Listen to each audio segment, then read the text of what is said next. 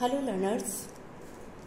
तो आज जैसा कि आपको बहुत टाइम से इंतज़ार था कि हम लोग लैब असिस्टेंट के लिए एनसीईआरटी ज्योग्राफी पढ़ना शुरू करेंगे। तो ये आज की हमारी फर्स्ट क्लास है जिसमें मैं एनसीईआरटी में क्लास 11th की फर्स्ट बुक भौतिक भूगोल और इंग्लिश में जिसे हम फिजिकल ज्योग्राफी बोलते हैं, फंडामेंटल्स ऑफ फिजिकल ज्योग्राफी, वो मैं ले रही हूँ। और इसमें सबसे पहले मैं क्लाइमेटोलॉजी वाला पार्ट जो है वो स्टार्ट कर रही हूँ। ठीक है, इसमें फर्स्ट जो चैप्टर है वो आपको पता है composition and structure of atmosphere दिया हुआ है, यानी कि वायुमंडल का संगठन और उसकी संरचना। ठीक है, तो इसके बारे में आज हम बात करेंगे और यहाँ से कौन कौन से क्वेश्चंस इंपॉर्टेंट हैं जो बन सकते हैं उसके बारे में भी हम बात करेंगे। ठीक है, तो सबसे पहले हम लोग देखते हैं। देखिए, बायलिंगुअल चलूँगी मैं, यहाँ पे इंग्लिश और हिंदी दोनों की बुक्स मैंने रखी हुई है, तो कोई प्रॉब्लम नहीं होनी चाहिए किसी भी स्टूडेंट को। देखिए, क्या कोई व्यक्ति वायु के बिना रह सकता है? हम लोग दिन में 2-3 बार भोजन करते हैं तथा कई बार पानी पीते हैं, लेकिन सांस लगभग प्रत्येक सेकंड लेते हैं। तो आपको पता है कि जो फ्रीक्वेंटली हम ब्रीदिंग करते हैं फ्यू सेकंड्स में, एवरी फ्यू सेकंड में, वो हमारे लिए इंपॉर्टेंट है। देखिए, जहाँ पर इंपॉर्टेंट क्वेश्चंस कोई बन रहे होंगे मैं आपको बताती चलूँगी, बट स्टार्टिंग का इंट्रोडक्शन हमें पढ़ना पड़ेगा। तो मनुष्य जैसे कुछ जीव बिना भोजन और पानी के लिए कुछ समय तक जीवित रह सकते हैं, लेकिन सांस लिए बिना वो कुछ मिनट भी जीवित रहना संभव नहीं होता है। यानी ब्रीदिंग और एयर जो है वो हमारे लिए बहुत ज़्यादा इंपॉर्टेंट है। अब यहाँ से कुछ इंपॉर्टेंट चीज़ें हैं कि वायुमंडल जो है वो विभिन्न प्रकार के गैसों का मिश्रण है। Atmosphere is a mixture of different gases, यानी कि इसमें बहुत अलग अलग तरीके की गैसेज पाई जाती हैं। And it envelopes the earth all around, ये हमारी अर्थ को चारों तरफ से घेरे रहता है। यानी जो हमारा एटमॉस्फेयर है वो हमारी अर्थ को चारों तरफ से घेरे हुए रहता है। Then it contains life giving gases like oxygen for humans, ये जीवनदायिनी गैसेज, यानी जैसे कि जो हमारे लिए इंपॉर्टेंट है, जैसे कि ऑक्सीजन हो गया, वो ह्यूमन्स के लिए इंपॉर्टेंट है। हम सांस लेते हैं, इनहेलेशन करते हैं, तो हम ऑक्सीजन का इंटेक करते हैं। जब हम सांस छोड़ते हैं, एक्सहेलेशन करते हैं, तो हम कार्बन डाइऑक्साइड रिलीज करते हैं। वो कार्बन डाइऑक्साइड प्लांट्स के लिए जो है वो इम्पॉर्टेंट होती है। प्लांट्स के लिए वो लाइफ गिविंग गैस होती है, क्योंकि प्लांट्स कार्बन डाइऑक्साइड को मतलब इंटेक करते हैं उसका। तो इस तरीके से दोनों तरह की गैसेज जो है वो हमारे एटमॉस्फेयर में पाई जाती है। फिर है the air is an integral part of the earth mass and 99% of the total mass of the atmosphere is confined to the height of 32 kilometre, यानी कि जितना भी वायुमंडल का द्रव्यमान है उसका 99%, इंपॉर्टेंट, वेरी इंपॉर्टेंट फैक्ट, जितना भी वायुमंडल है उसका 99% भाग जो है वो हमारी अर्थ के कितनी हाइट तक मिलता है? 32 किलोमीटर की ऊंचाई तक, 32 किलोमीटर की हाइट तक मिलता है। ठीक है, एयर कैसी होती है? कलरलेस होती है, रंगहीन होती है, आप उसे देख नहीं सकते हैं कौन से कलर की है। ओडरलेस होती है, कोई भी खुशबू या बदबू, गंधहीन होती है। और जब यह पवन की तरह बहती है तब हम इसे महसूस कर सकते हैं, यानी कि जब ये विंड्स की तरह चलती है। देखिए, 2 वर्ड्स हम लोगों ने सुने हैं, एक होता है एयर, एक होता है विंड। 2 वर्ड्स आप लोगों ने सुने होंगे। एयर का मतलब होता है जो वायु होती है उसका हॉरिजॉन्टल मूवमेंट, वर्टिकल मूवमेंट, यानी कि अर्थ से ऊंचाई की तरफ जब एयर ऊपर उठती है तो उसे हम बोलते हैं एयर। वो मूवमेंट क्या कहलाता है? एयर कहलाता है। और जब विंड्स हॉरिजॉन्टल चलती है, यानी जो पवनें जो चलती है, जब वो हॉरिजॉन्टली चलती है यानी क्षैतिज रूप से चलती है, तो उसे हम विंड कह देते हैं। तो बेसिकली वर्टिकली जो चलती है वो है एयर, और जो हॉरिजॉन्टली चलती है वो क्या है? वो है विंड। ठीक है, आपको डिफरेंस क्लियर हो गया होगा। तो यहाँ तक अभी हमने ये पैराग्राफ पढ़ा है। अब आगे हम पढ़ते हैं इसके कॉम्पोजिशन के बारे में। ठीक है, यानी कि वायुमंडल का संगठन, इसके कॉम्पोजिशन के बारे में हम लोग बात करेंगे। कॉम्पोजिशन में देखिए, वायुमंडल गैसों, जलवाष्प और धूल कणों से बना है। यानी कि हमारा जो एटमॉस्फेयर है उसमें बेसिकली आपको बहुत सारी गैसेस भी मिलेगी, उसमें आपको बहुत अलग अलग जो गैसेस है वो देखने को मिलेगी। साथ में उसमें आपको जो है वाटर वेपर यानी कि जलवाष्प मिलेगी, और साथ ही कुछ डस्ट के पार्टिकल्स भी उसमें पाए जाते हैं, यानी धूल के कण भी पाए जाते हैं। ठीक है, अब देखिए, जो गैसेस के बारे में अगर हम बात करें तो गैसेस में बहुत अलग अलग तरीके की गैसेस हैं। हम उसको मेनली 2 कैटेगरीज में बांट सकते हैं। 2 कैटेगरीज कौन कौन सी? एक तो हो सकती है कांस्टेंट गैसेस, यानी कि स्थाई जो होती है, यानी जिनका जो रेशो है वो कभी भी चेंज नहीं होता, वो कांस्टेंट है, परमानेंट है। ऐसी गैसेस कौन कौन सी है? एक तो है नाइट्रोजन, N2, ठीक है, ये कितनी पाई जाती है 78.10%। ठीक है, ऐसी ऑक्सीजन भी एक परमानेंट गैस है, ये कितनी पाई जाती है, ये है 20.90%। और एक गैस आती है आर्गन, आर्गन कितनी पाई जाती है 0.93%। तो ये जो 3 गैसेस हैं जिनके नाम मैंने यहाँ लिखे हैं, नाइट्रोजन, ऑक्सीजन एंड आर्गन, ये कांस्टेंट गैसेस मानी जाती है, स्थायी, यानी इनकी जो मात्रा है, इनकी जो क्वांटिटी है वो कभी भी चेंज नहीं होती है। ठीक है, ये फिक्स है। साथ ही कुछ गैसेस ऐसी होती है जो वेरिएबल होती है, सेकंड कैटेगरी, ये तो फर्स्ट कैटेगरी हो गई। सेकंड कैटेगरी गैसेस की कौन सी है, वेरिएबल, यानी कि जो चेंज होती रहती है, बदलती रहती है, अस्थायी जो होती है। ऐसी गैसेस कौन सी हो सकती है, जैसे कि वाटर वेपर। हाँ जी, वाटर वेपर भी एक गैस है, ये भी गैसेस में काउंट होती है, यानी कि जलवाष्प, इसकी मात्रा भी बदलती रहती है। ऐसी CO2, कार्बन डाइऑक्साइड, ये कितनी मिलती है 0.03%, लेकिन इसकी मात्रा भी चेंज होती रहती है। ऐसी ओजोन, ओजोन भी एक ऐसी गैस है जो वेरिएबल है।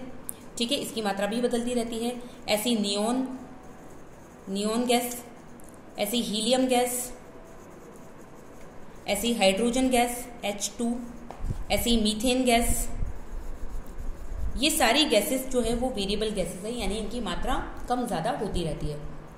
तो जब हम बात करते हैं कि हमारा एटमॉस्फेयर गैसेस से मिलकर बना है, तो गैसेस भी 2 तरीके की हो गई। कौन सी, एक स्थायी यानी कांस्टेंट, जिसमें हमने मेनली 3 रखी, nitrogen, oxygen and argon. Variable gases वो जो अपनी मात्रा को बदलती रहती है, जैसे कि water vapour, carbon dioxide, ozone, neon, helium और ये H2 हाइड्रोजन और मीथेन। इस तरीके की कुछ गैसेस जो है वो वेरिएबल गैसेस होती है। ठीक है, अब हम कुछ 2 इंपॉर्टेंट फैक्ट्स के बारे में बात करते हैं। देखिए, वायुमंडल गैसों, जलवाष्प और धूल कणों से बना है। वायुमंडल की ऊपरी परतों में गैसों का अनुपात बदलता रहता है, यानी कि जैसे जैसे हम अपर लेयर में जाएंगे, एटमॉस्फेयर की भी बहुत सारी लेयर्स होती है, अभी हम आगे बात करेंगे, उनमें जब हम ऊंचाई की तरफ जाएंगे तो आपको ये जो गैसेस हैं इनकी रेशो बदलती हुई देखने को मिलेगी। जैसे कि ऑक्सीजन जो की अगर हम बात करें तो ऑक्सीजन कितनी ऊंचाई तक मिलेगी, केवल 120 किलोमीटर की ऊंचाई तक, इसके बाद ऑक्सीजन नहीं मिलती है। ठीक है, ऐसे ही कार्बन डाइऑक्साइड एंड जलवाष्प यानी वाटर वेपर की बात करें तो ये केवल 90 किलोमीटर की ऊंचाई तक पाए जाते हैं। ठीक है, अब आपके दिमाग में क्वेश्चन आना चाहिए ना कि ऐसा क्यों। तो अगर आपके माइंड में क्वेश्चन आ रहा है कि हाँ ऐसा क्यों हमें जानना है, इट मीन्स यहाँ से क्वेश्चन क्या बन गया, स्टेटमेंट और कथन और कारण वाले जो क्वेश्चन आते हैं वो क्वेश्चन बन गया यहाँ से, यानी कि स्टेटमेंट और रीजन वाले क्वेश्चन। देखिए, साथ के साथ में इनको भी देख लेते हैं ताकि क्लियर हो जाएगा। फर्स्ट स्टेटमेंट देखो, proportion of gases changes in the higher layer of the atmosphere in such a way that oxygen will be almost in negligible quantity at the height of 120 kilometre, यानी कि 120 kilometre की ऊंचाई पे oxygen की मात्रा लगभग नगण्य हो जाती है, यानी नेग्लिजिबल हो जाती है, यानी पाई नहीं जाती है। तो आपको कारण पता होना चाहिए, क्या कारण कौन कौन से हैं, 2 रीजंस हैं। अच्छा, इससे पहले सेकंड स्टेटमेंट भी देख लेते हैं। CO2 एंड वाटर वेपर भी 90 किलोमीटर की ऊंचाई के बाद में नहीं पाए जाते हैं, इसका भी कारण पता होना चाहिए। दोनों स्टेटमेंट्स का सेम रीजन है, ये वाला 2 रीजन है। एक है अर्थ का ग्रेविटेशनल पुल, यानी कि जो अर्थ है, हमारी पृथ्वी है, उसके अंदर एक आकर्षण बल पाया जाता है जिसे हम क्या कहते हैं, ग्रेविटेशनल फोर्स, गुरुत्वाकर्षण बल। ये फोर्स क्या करता है, सारी चीज़ों को अपनी तरफ अट्रैक्ट करने की कोशिश करता है, खींचता है उन्हें अपनी तरफ। तो गैसेस भी इसकी तरफ खींचती है और इसी वजह से एटमॉस्फेयर भी हमारी पृथ्वी के चारों तरफ बना हुआ है, इसी ग्रेविटेशनल फोर्स की वजह से। इसीलिए 120 किलोमीटर की ऊंचाई के बाद में ये ऑक्सीजन जो है वो नहीं पाई जाती है, और इसी वजह से CO2 एंड वाटर वेपर भी 90 किलोमीटर की ऊंचाई के बाद में नहीं पाई जाती है। तो एक तो कारण क्या हो गया, ग्रेविटेशनल पुल। एक सेकेंड फैक्टर और भी है, वो है मॉलिक्यूलर वेट। अब ये क्या होता है, देखिए, हर एक गैस में अपना एक वेट होता है, अपना एक भार होता है, और उस वजन की वजह से, उस वेट की वजह से ही हमें अर्थ के ऊपर उसका प्रेशर फील होता है, जिसे हम क्या कहते हैं, एयर प्रेशर। एयर अपना प्रेशर डालती है ना अर्थ के ऊपर, यानी कि वायु दाब, वो दाब या वो प्रेशर हमें इसके मॉलिक्यूलर वेट की वजह से ही महसूस होता है। तो जितना ज़्यादा वो अर्थ के करीब होगी, नज़दीक होगी, उतना ज़्यादा वो प्रेशर ज़्यादा फील होगा। जैसे जैसे ऊंचाई पे जाएंगे वो कम होता जाएगा। क्यों कम होता जाएगा, क्योंकि 120 किलोमीटर के बाद में ऑक्सीजन नहीं मिल रही और 90 के बाद में CO2 एंड वाटर वेपर नहीं मिल रही। तो ये दोनों स्टेटमेंट और इन दोनों के रीजंस मेरे हिसाब से आपको क्लियर है। तो आप देख सकते हैं इस तरीके से UPSC में भी क्वेश्चंस बनते हैं, स्टेटमेंट एंड रीजन वाले। तो हम लैब असिस्टेंट के साथ साथ में वो एक अप्रोच भी देख रहे हैं कि क्वेश्चन कैसे बन सकता है। और आजकल इस तरीके के फॉर्मेट के क्वेश्चन बहुत ज़्यादा चल रहे हैं, बहुत ज़्यादा एग्जाम्स में पूछे जाते हैं। तो आपको क्लियर होगा मेरे हिसाब से कि स्टेटमेंट और रीजन के क्वेश्चन आ जाए तो हमें कैसे करना है। ठीक है, तो अभी तक जो पढ़ा है उसमें से क्वेश्चन जो बने वो मैंने आपको बता दिए। अब हम आगे बढ़ते हैं नेक्स्ट पार्ट पे बढ़ते हैं। हाँ जी, तो देखिए नेक्स्ट लाइन है गैसेस के बारे में। गैसेस में सबसे पहले है कार्बन डाइऑक्साइड मौसम विज्ञान की दृष्टि से एक बहुत ही महत्वपूर्ण गैस है, यानी कि ये एक मीटरोलॉजिकली अगर देखा जाए तो बहुत ही इंपॉर्टेंट गैस है। ठीक है, मीटरोलॉजिकली यानी मौसम की दृष्टि से क्यों इंपॉर्टेंट है? क्योंकि यह सौर विकिरण के लिए पारदर्शी है। अब ये बहुत इंपॉर्टेंट चीज़ है। सौर विकिरण क्या होता है? देखिए हमारी जो अर्थ है, जब उसके ऊपर इंसोलेशन आता है, यानी कि सन की जो लाइट आती है, सन की जब लाइट आती है, मान लीजिए ये हमारी अर्थ है, ये अर्थ है, इसके ऊपर सन से जो लाइट आती है और बीच में एटमॉस्फेयर की एक लेयर पड़ती है, तो सन से आने वाली जो लाइट होती है, जो रेज होती है, उसे हम क्या कहते हैं? शॉर्ट वेव, लघु तरंगे। ठीक है, और जो हमारी अर्थ उसको रखती नहीं है, हमारी अर्थ तक वो जो एटमॉस्फेयर है उन पूरी की पूरी शॉर्ट वेव्स को आने देता है। क्यों आने देता है? क्योंकि हमारा एटमॉस्फेयर उसके लिए पारदर्शी है, ट्रांसपेरेंट है। तो एटमॉस्फेयर बेसिकली आने वाली इनकमिंग वेव्स को तो आने देता है क्योंकि उसके लिए वो ट्रांसपेरेंट है, पारदर्शी है। लेकिन उस पूरी की पूरी शॉर्ट वेव्स को हमारी अर्थ रख थोड़ी लेती है। अगर वो पूरे को रख ले, एब्जॉर्ब कर ले, अवशोषित कर ले, तो हमारी अर्थ तो बिल्कुल आग का गोला बन जाएगी, हीट इंजन बन जाएगी। लेकिन ऐसा तो होता नहीं है। तो हमारी अर्थ जो है वो अपने टेम्परेचर को बैलेंस करने के लिए क्या करती है? उसको वापस भी छोड़ती है, वापस रिलीज करती है, वापस रेडिएट करती है। तो ये वापस जब रेडिएट करती है, जाने वाली जो रेडिएशंस होती है, विकिरण होते हैं, इनको क्या कहते हैं? Long waves. इन्हें क्या कहा जाता है? लॉन्ग वेव्स, यानी कि दीर्घ तरंगे कहते हैं। ठीक है, तो सन से आ रही है वो शॉर्ट वेव्स, पृथ्वी से जा रही है वो लॉन्ग वेव्स, यानी कि, और इन्हें हम टेरेस्ट्रियल वेव्स भी कहते हैं। टेरेस्ट्रियल यानी कि पार्थिव विकिरण, पृथ्वी से होता है इसलिए पार्थिव विकिरण भी कहते हैं। लेकिन ये जो जाने वाली जो रेडिएशंस होती है, इसके लिए हमारा एटमॉस्फेयर ट्रांसपेरेंट नहीं है। इसके लिए वो कैसा है? ओपेक है, अपारदर्शी है। तो अब अपारदर्शी है, जिसकी वजह से क्या होगा कि वो जो पूरी हीट है वो यहीं इकट्ठी होकर रह जाएगी, जिसकी वजह से अर्थ अपने हीट को बैलेंस करके रखती है। ठीक है, तो यही लाइन हमने यहाँ पे पढ़ी है कि यह सौर विकिरण के लिए पारदर्शी है, यानी कि जितनी भी इनकमिंग वेव्स है, शॉर्ट वेव्स है, उनके लिए पारदर्शी है, ट्रांसपेरेंट है। लेकिन पार्थिव विकिरण यानी लॉन्ग वेव्स के लिए ये कैसा है? ओपेक है, यानी कि अपारदर्शी है। यह सौर विकिरण के एक अंश को सोख लेती है, यानी कि जब ये एटमॉस्फेयर बीच में आ जाता है और ये जो शॉर्ट वेव्स आ रही होती है, तो उसका कुछ हिस्सा 10 to 14% जो पार्ट है वो इस एटमॉस्फेयर को मिलता है, ये एब्जॉर्ब कर लेता है, और बाकी का जो अमाउंट है वो पूरा अर्थ तक आ जाता है। इसको अभी हम आगे हीट बजट में पढ़ेंगे, वहाँ और डिटेल में क्लियर होगा कि कितनी क्वांटिटी कहाँ पे बीच में निकलती है और फिर हमारी अर्थ तक कितना हिस्सा पहुँचता है, वहाँ हम पढ़ेंगे इसको। ठीक है, तो कुछ अंश को ये सोख लेती है, ये यानी एटमॉस्फेयर सोख लेता है। मेनली कार्बन डाइऑक्साइड के बारे में बात हो रही है, और इसके बाद में अर्थ तक वो पहुंचती है और अर्थ से वापस इसको रेडिएट कर दिया जाता है, यानी वापस प्रतिबिंबित कर दिया जाता है लॉन्ग वेव के रूप में। इसलिए यह ग्रीन हाउस प्रभाव के लिए पूरी तरह उत्तरदायी है। ग्रीन हाउस इफेक्ट, अब ग्रीन हाउस इफेक्ट क्या होता है? ग्रीन हाउस इफेक्ट यही हो गया कि जो शॉर्ट वेव्स हमारी अर्थ तक आई, तो अर्थ ने उसको अपने पास नहीं रखा, लेकिन उसको रेडिएट कर दिया। अब रेडिएट कर तो दिया, लेकिन उसके निकलने के लिए रास्ता तो है ही नहीं, बीच में एटमॉस्फेयर ने उसको पूरा का पूरा ट्रैप कर लिया।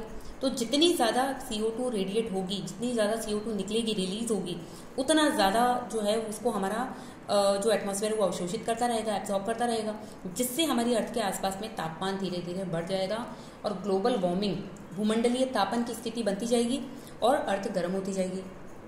इसी को कहा जाता है ग्रीन हाउस इफेक्ट। तो बेसिकली देखा जाए तो CO2 क्या करती है?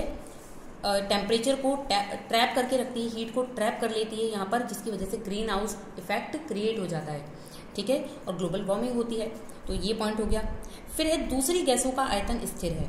दूसरी गैसें कौन सी? जो अभी मैंने आपको बताई थी, जैसे नाइट्रोजन हो गया, ऑक्सीजन हो गया, उनका जो आयतन है, उनका जो वॉल्यूम है वो कैसा है? स्टेबल है, स्थिर है। लेकिन कुछ पिछले जो डिकेड्स हैं, कुछ जो टाइम पीरियड अभी पिछला निकला है, उसमें जीवाश्म ईंधन यानी फॉसिल फ्यूल, उनको जलाए जाने की वजह से CO2 जो है वो लगातार बढ़ती जा रही है। फॉसिल फ्यूल कौन से हो गए? कोल हो गया, पेट्रोलियम हो गया, इस तरीके की जो चीज़ें हैं, उनको ज़्यादा जलाने से CO2 ज़्यादा रिलीज हो रही है और उसकी वजह से उसकी मात्रा हमारे एटमॉस्फेयर में बढ़ती जा रही है, सामान्य से ज़्यादा होती जा रही है। तो और ग्रीन हाउस इफेक्ट भी उसकी वजह से बढ़ता जा रहा है और ग्लोबल वार्मिंग भी बढ़ती जा रही है। तो इसलिए जो CO2 है इसने हवा के तापमान को भी क्या कर दिया है, बढ़ा दिया है, इंक्रीज कर दिया है, ठीक है। और उसी वजह से हमें ये क्लाइमेट चेंज और ये सारी चीज़ें देखने को मिल रही है। फिर बात करते हैं ओजोन के बारे में। ये CO2 के बारे में बात हो गई। अब ओजोन भी वायुमंडल का दूसरा महत्वपूर्ण घटक है। ओजोन क्या करती है? ओजोन देखिए मेनली जब हम अभी लेयर्स के बारे में पढ़ेंगे तो उस लेयर्स में हम देखेंगे कि एक लेयर आएगी समताप मंडल, स्ट्रेटोस्फीयर। उस स्ट्रेटोस्फीयर में ही ये ओजोन एक गैस पाई जाती है। ये हमारी अर्थ की हाइट, कितनी हाइट में मिलती है? 10 से 50 किलोमीटर की ऊंचाई पर ये पाई जाती है। तो आपको ये रेंज ध्यान रखनी है बहुत अच्छे तरीके से। अलग अलग ऑप्शंस दिए हुए होंगे, बहुत दिखने में अच्छे सुंदर सुंदर ऑप्शंस होंगे, आपको लगेगा ये आंसर है, ये आंसर है, बट हमारा आंसर क्या होना चाहिए? NCERT के अकॉर्डिंग 10 से 50 किलोमीटर ही हमारा आंसर होगा लैब असिस्टेंट के एग्जाम में, ठीक है। तो इस ऊंचाई के बीच में ये जो गैस है वो पाई जाती है। यह एक फिल्टर की तरह कार्य करती है। फिल्टर की तरह कैसे? जब जो हमारा सन है, वो हमारा जो सन है वो हमारी अर्थ तक जो शॉर्ट वेव्स भेज रहा है, उस शॉर्ट वेव में कई अलग अलग तरीके की वेव्स आती है। उसमें एक होती है अल्ट्रा वायलेट रेज, यानी UV रेज। वो बहुत ही खतरनाक होती है ह्यूमंस के लिए, स्किन के लिए, स्किन कैंसर भी क्रिएट करता है, एनिमल्स के लिए भी खतरनाक होती है। लेकिन अगर वो डायरेक्ट हमारी अर्थ तक आ जाए तो बहुत ही बड़ा डैमेज कर सकती है। लेकिन उसके लिए पहले से ही ओजोन लेयर वहाँ पर एक प्रोटेक्शन के रूप में काम करती है और उस UV रेज को वो सोख लेती है। कौन? Ozone layer.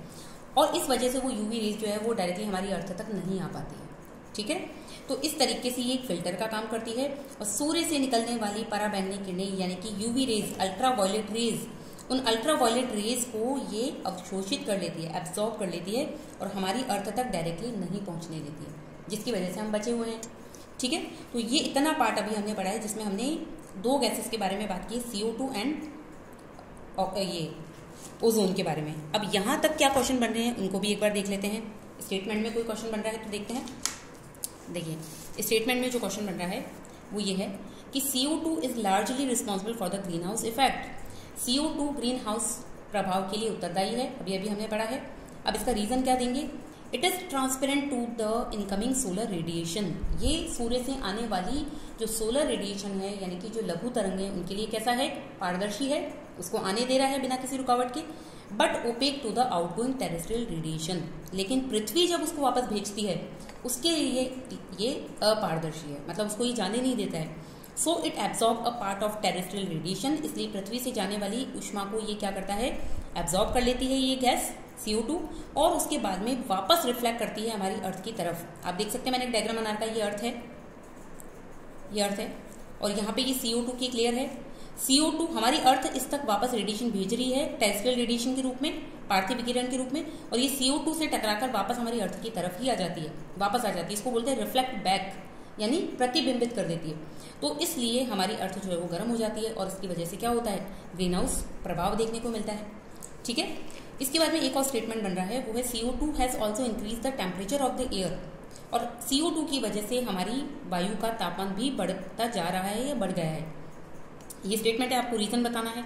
रीजन क्या है कि volume of other gases is constant. बाकी की जो गैसेज है उनका जो आयतन है वो तो कैसा स्थिर है, लेकिन but the volume of CO2 has been rising in the past few decades. लेकिन पिछले कुछ दशकों में CO2 की मात्रा बढ़ती जा रही है। क्यों? क्योंकि हम फॉसिल फ्यूल है ये सब चीजें जला रहे हैं, कोल वगैरह ये सब, जिसकी वजह से कंटिन्यू CO2 की मात्रा एटमॉस्फेयर में बढ़ती जा रही है, ठीक है। तो ये इसका एक कारण है। तो मेरे हिसाब से आपको क्लियर होगा। अब हम बढ़ते हैं आगे नेक्स्ट वाटर वेपर की तरफ, ठीक है। वाटर वेपर की तरफ बात करते हैं हम लोग।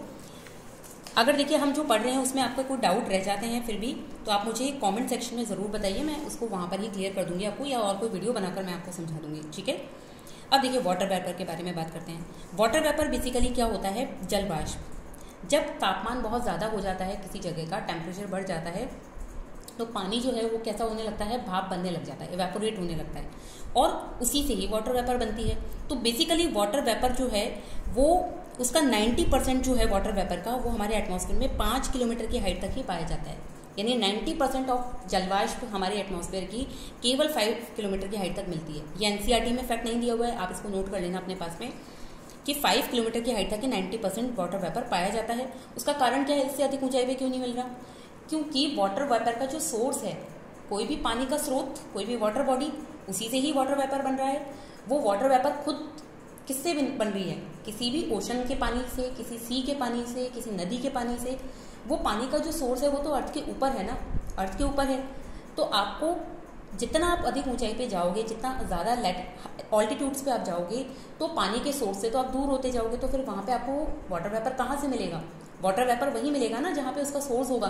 तो सोर्स तो पृथ्वी के ऊपर है, इसलिए हमारी जो वाटर वेपर है उसका 90% आपको 5 किलोमीटर की ऊंचाई के अंदर अंदर ही मिलेगा। उससे ज़्यादा ऊंचाई पे जाओगे तो वाटर वेपर की मात्रा कम हो जाएगी। ठीक है, क्लियर है? अब ये वाटर वेपर का काम क्या होता है? देखिए, ये एक परिवर्तनशील गैस है। अभी मैंने आपको बताया था ये कांस्टेंट गैस है। अभी हमने लिखा भी था ना कांस्टेंट या वेरिएबल, कांस्टेंट नहीं, I am very sorry, it is variable gas, यानी कि अस्थायी गैस है ये। इसकी भी मात्रा बदलती रहती है। बदलती कैसे है कि आप ऊंचाई के साथ साथ में घटती जाती है इसकी मात्रा। क्यों? क्योंकि ऊंचाई पर आपको ओशन, समुद्र, सागर, ये सब कहाँ मिलेंगे? ये तो जमीन के ऊपर है, इसलिए ऊंचाई पे जाने के साथ साथ में इसकी मात्रा घटती है। और गर्म तथा आर्द्र उष्ण कटिबंधीय जो क्षेत्र होते हैं, यानी वार्म एंड वेट ट्रॉपिक्स जो होते हैं, वहां पर ये 4% तक पाई जाती है। क्यों? क्योंकि वहां पे तो पानी के सोर्सेज अवेलेबल है, जैसे कि कोई ओशन हो गया, कोई रिवर हो गई, अगर वहां पर अवेलेबल है तो वहां पर इसकी मात्रा आपको 4% तक मिलेगी, जो कि इसकी हाईएस्ट रेंज है। ठीक है, जबकि जो पोलर एरियाज है, जो ठंडे डेजर्ट्स है, जो हॉट डेजर्ट्स है, वहां पर, या फिर जो ड्राई एरियाज है, वहां पर इसकी मात्रा आपको 1% से भी कम मिलती है। तो इसकी रेंज की हम बात करें तो ये 0 से 4% के बीच में ही मिलती है, इससे ज्यादा नहीं मिलती है कहीं पर भी। ठीक है, और इसका काम क्या होता है? एक्चुअली ये रिस्पॉन्सिबल होती है कंडेंसेशन के लिए, यानी कि संघनन की क्रिया के लिए। आपको पता है संघनन होता है, बादल बनते हैं, क्लाउड फॉर्मेशन होता है, बारिश होती है, ये सारी चीजें इस वाटर वेपर की वजह से ही तो होती है। अगर यही नहीं होगी तो बारिश कहाँ से होगी? तो इसलिए विषुवत वृत्त से, यानी इक्वेटर से जैसे हम पोल्स की तरफ जाते हैं धीरे धीरे, वहां पर भी इसकी मात्रा कम होने लगती है। क्योंकि इक्वेटर के ऊपर तो आपको पता है रेनफॉल बहुत होता है, लेकिन जैसे जैसे पोलर एरियाज की तरफ जाएंगे वहां रेनफॉल की मात्रा कम होती जाएगी, तो वैसे वैसे वाटर वेपर भी कम होता जाएगा। तो इस तरीके से अगर आपसे पूछ लिया जाए कि वाटर वेपर कहाँ से कहाँ की तरफ घटता है, तो आप क्या बताएंगे? इक्वेटर से पोल्स की तरफ इसकी मात्रा कम होती जाती है। ठीक है, और उल्टा भी पूछ सकते हैं, बढ़ता कहाँ है? तो पोल से इक्वेटर की तरफ बढ़ता है। ठीक है, क्लियर है? यह सूर्य से निकलने वाले ताप, यानी कि सन से जो लाइट आती है उसको, उसका कुछ भाग ये क्या करती है? अवशोषित कर लेती है, यानी कि एकदम CO2 की तरह से ही काम करती है। ये भी CO2 क्या कर रहा था? सन से आने वाली हीट को एब्जॉर्ब कर रहा था, वैसे ही वाटर वेपर भी क्या करती है? सन से आने वाली हीट को एब्जॉर्ब कर लेती है। और पृथ्वी से निकलने वाली जो ताप था, यानी कि जो लॉन्ग वेव्स थी, दीर्घ तरंगे, उनको भी अवशोषित करके अपने पास इकट्ठा कर लेती है। तो बेसिकली क्या काम हुआ इसका? देखिए, जो सन से रेज आ रही थी उसको भी इसने थोड़ा थोड़ा एब्जॉर्ब कर लिया, और जो हमारी अर्थ ने भेजा उसको भी इसने एब्जॉर्ब कर लिया। तो बीच में ही वो हीट ट्रैप हो गई ना, तो ये क्या काम करती है? ब्लैंकेट की तरह काम करती है, कंबल की तरह काम करती है। जैसे ब्लैंकेट हम ओढ़ लेते हैं तो बाहर से आने वाली ठंड हमें महसूस नहीं होती, और अंदर से जो ब्लैंकेट की गर्मी है वो हमें फील होती है। तो